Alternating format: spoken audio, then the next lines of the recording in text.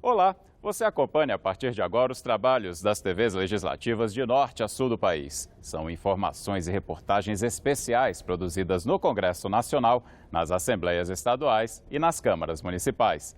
Começa agora o Parlamento Brasil.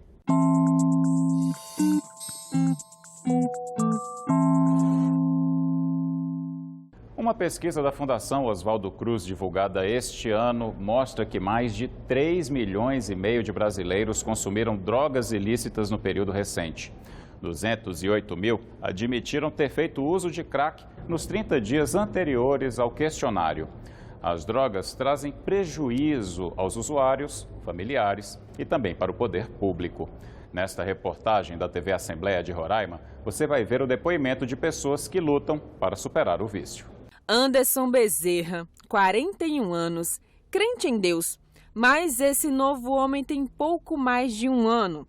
É que Anderson começou a usar drogas aos 35 anos de idade devido a uma depressão. Mas a vida é surpreendente e em 2017, após ser baleado, decidiu mudar o próprio destino. Passando numa rua, me deparei com as pessoas,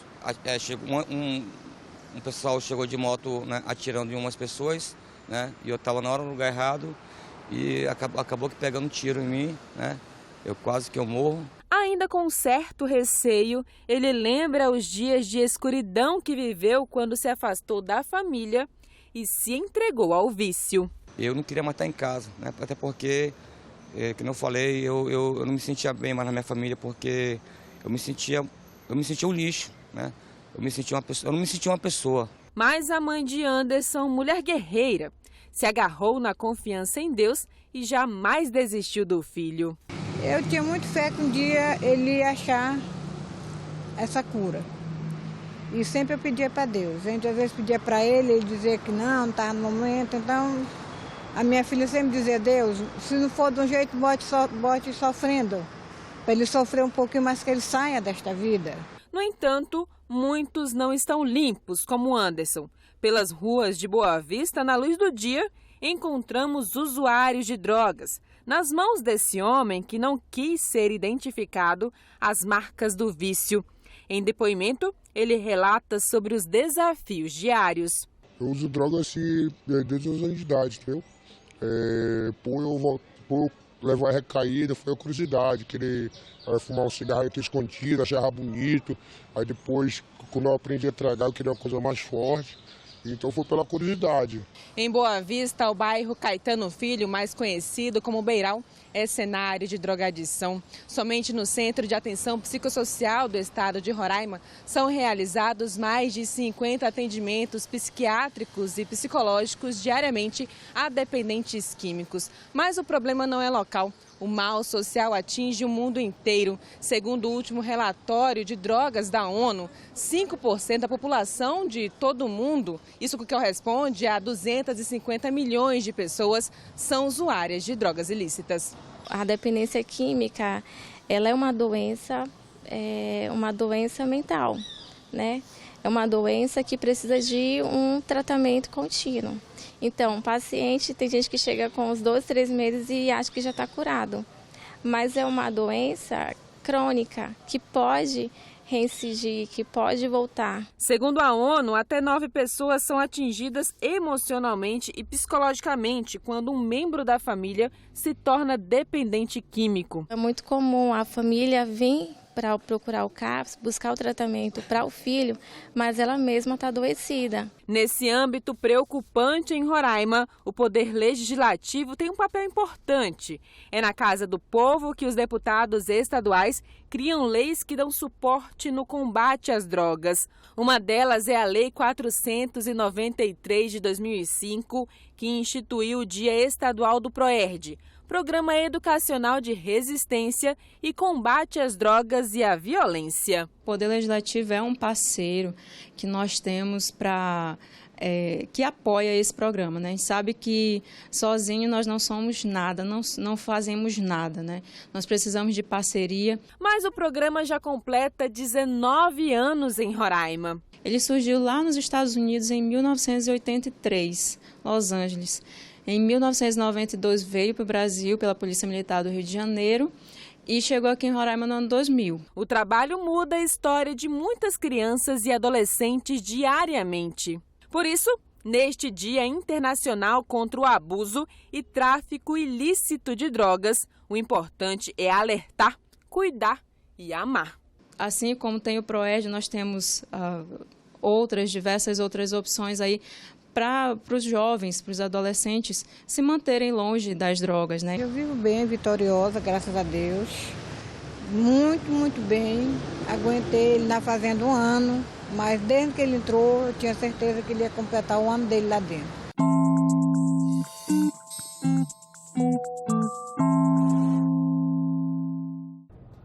Em maio de 2018, caminhoneiros de todo o país fizeram uma grande greve. E os 10 dias de paralisação deixaram consequências políticas e econômicas que são sentidas até hoje. Mesmo assim, os caminhoneiros reconhecem que não tiveram resultados positivos com a greve e que ainda enfrentam muitos problemas. Veja nesta reportagem da TV Senado.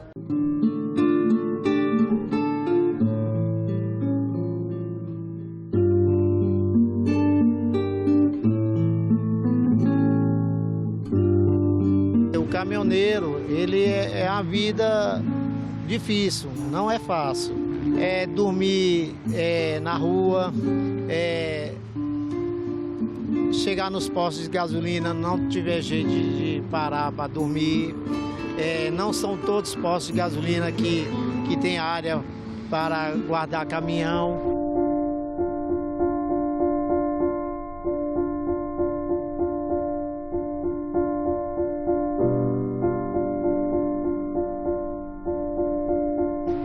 A vida do caminhoneiro, ela é uma vida, quando está na estrada, é solitária.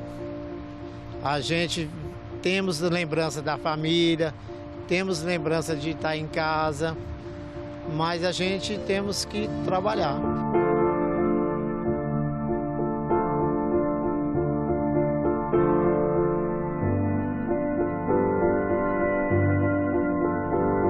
Os motoristas que viajam para longe, que para eles demoram mais voltar para casa. Tem uns que passam 20 dias, 40 dias, tem uns que passam 6 dias, tem uns que vai para longe. E aí já é mais um prazo maior para eles ficar no mundo, né?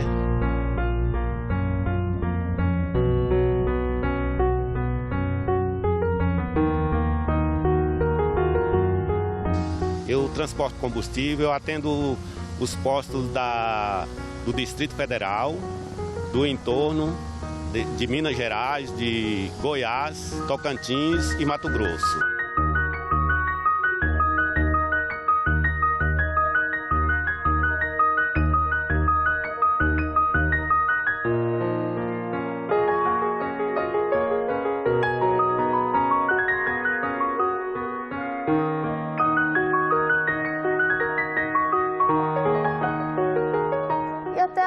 Nós estamos sentindo o reflexo dessa greve, porque ela ocasionou o tabelamento obrigatório de fretes.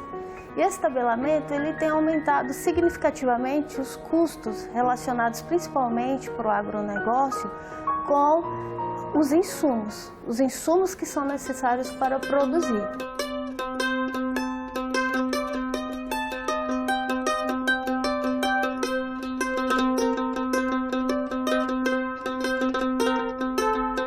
O tabelamento ele não é positivo nem para os setores da economia e tampouco para os transportadores, os autônomos mais ainda, e eles já estão percebendo isso.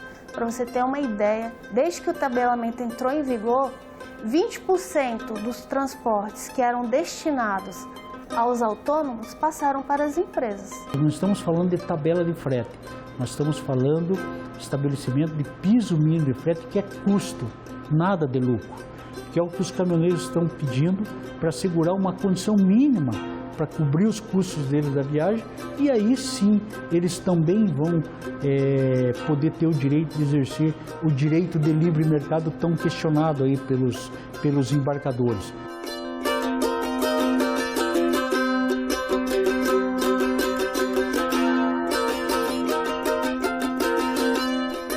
Nós temos a certeza que os transportadores de carga, principalmente os autônomos, eles não são remunerados da forma que deveriam.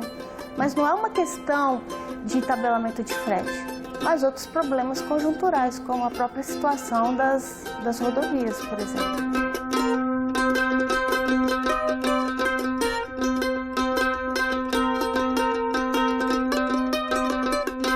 O maior fator, né, de preocupação do transportador é com a questão de segurança, que hoje nós não temos nenhuma.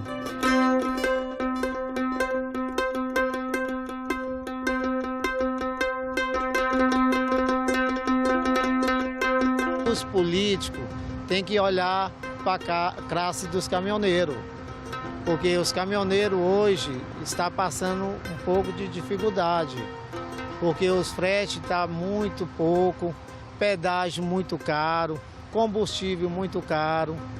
Então a gente precisamos que os governantes, a partir de agora, olhem para os caminhoneiros.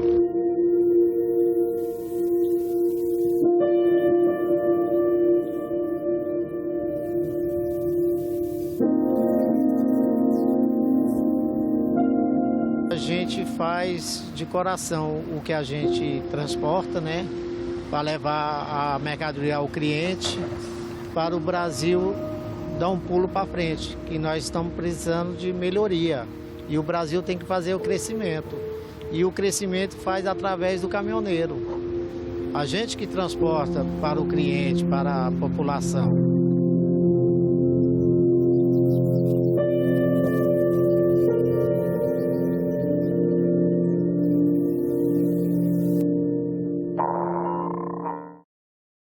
A bancada feminina na Câmara discutiu o projeto que altera a aplicação da lei que estabelece cota mínima de 30% de candidaturas de mulheres nas eleições proporcionais. Veja como foi o debate na reportagem da TV Câmara.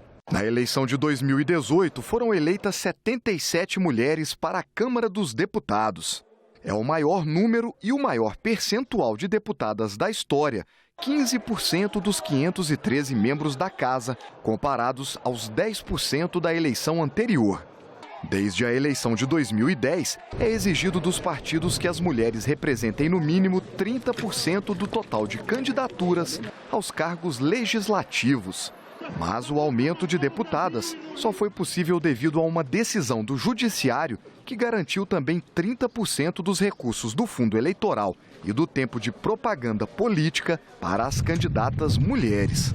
A bancada feminina da Câmara, que entrou na Justiça para garantir esses percentuais, debateu um projeto que muda a forma de aplicação da cota de 30% de candidatas mulheres. A proposta diz que os partidos manterão vagos os lugares que não conseguirem preencher com candidatas mulheres.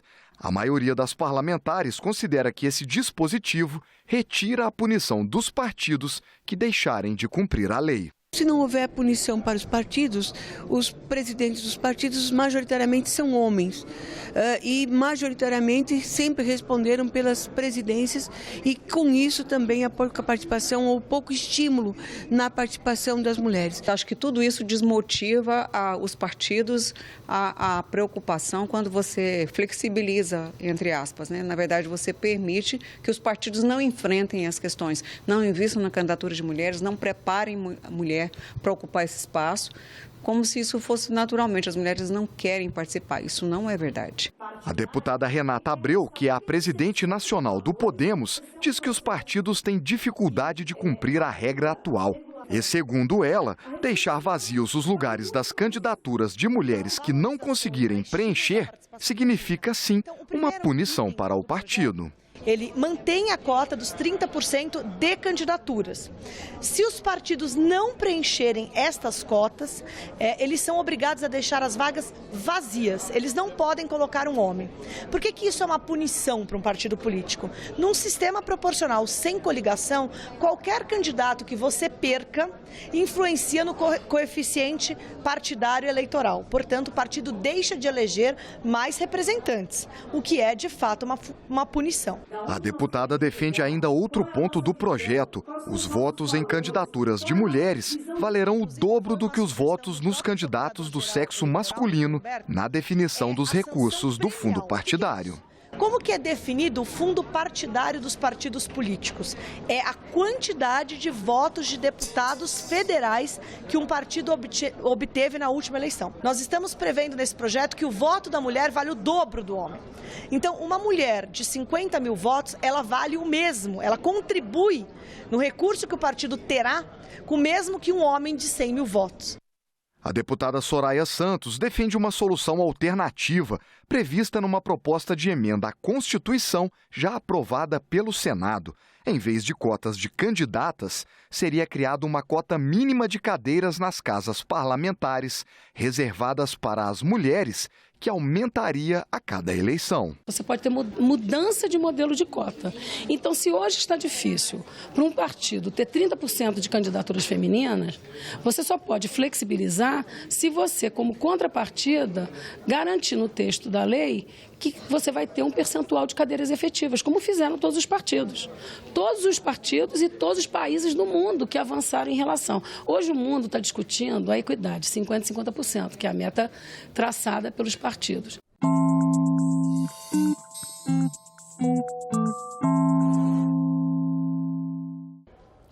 Todos os anos, no mês de agosto, sanfoneiros de todo o Nordeste se reúnem em Teresina para lembrar o aniversário de morte do rei do Baião, Luiz Gonzaga. É a procissão das sanfonas, que em 2019 também homenageou Jackson do Pandeiro e o rei do rock, Raul Seixas. E quem nos leva para essa festa da cultura popular brasileira é a TV Assembleia do Piauí. E foi ao som do triângulo, zabumba e da sanfona que esses admiradores do Rei do Baião mostraram a real força do ritmo nordestino. Músicos como o seu Joãozinho Chicô, que aos 82 anos fala do amor pela sanfona e da influência do Gonzagão. Comecei a tocar sanfona em 1962. Naquele tempo eu já cantava a música do Luiz Gonzaga. Com 2 anos, quando eu comecei falando, já foi cantando a música e não vi Luiz Gonzaga.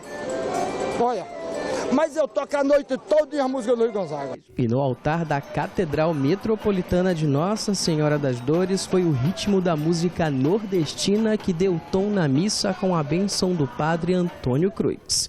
É dia de andar pelas ruas para dizer assim que nós estamos vivos, que a cultura está viva e que as pessoas precisam acreditar naquilo que sonharam de criança e continuam indo em frente. O chapéu de couro, o gibão e o som inconfundível da sanfona são responsáveis por um verdadeiro encontro de gerações. Seja de Dona Sebastiana, vindo de São Raimundo Nonato e que desde a infância luta para se impor no segmento, ou a jovem Adelaine, que há 3 anos se dedica à música. Com 7 anos de idade eu já sonhava com a sanfona. Ouvia aquele rádio de pílula lá no interior, né? Aí eu dizia, pai, quando eu crescer, eu vou ser sanfoneira. E ele falava, não, mas esse serviço aí é para o homem. Aí eu peguei com 7, quando eu tinha 9, 10 anos de idade. Aí o meu pai foi comprar uma sanfona. Quando foi com 11 anos, eu toquei uma e a festa de casamento. A sanfona é minha paixão, né? É um instrumento que eu acho o mais bonito, tanto pelo seu formato, tanto pelo som e por ele ser também bem complexo, né? Ainda não sou profissional na sanfona não, mas eu tenho esse instrumento como a minha maior paixão. E essa é a 11ª edição da procissão, mas a primeira da vida de Maria Alice, que aprende desde cedo a acompanhar a rica cultura nordestina. Eu já pretendo logo agora mostrar boa música para ela. O evento celebra o Baião, ritmo tão bem defendido por Luiz Gonzaga. E também homenageia Raul Seixas e Jackson do Pandeiro, gênios que marcaram época. Aqui é possível tocar, dançar e acompanhar essa manifestação cultural. Aqui é possível tocar, dançar ou acompanhar essa manifestação cultural. Esse mês, né, o Gonzaga e o Raul se despediram da vida terrestre, né? Um no dia 2, outro no dia 21. E o Jackson, centenário. Então nós juntamos tudo isso, né? 30 anos de saudade do Luiz Gonzaga, 30 anos de saudade da Raul e centenário do Jackson do Pandeiro. Os 3 nomes maiores da música nordestina. Como a gente fala, os 3 reis da música nordestina. É o rei do baião, o rei do rock e o rei do ritmo.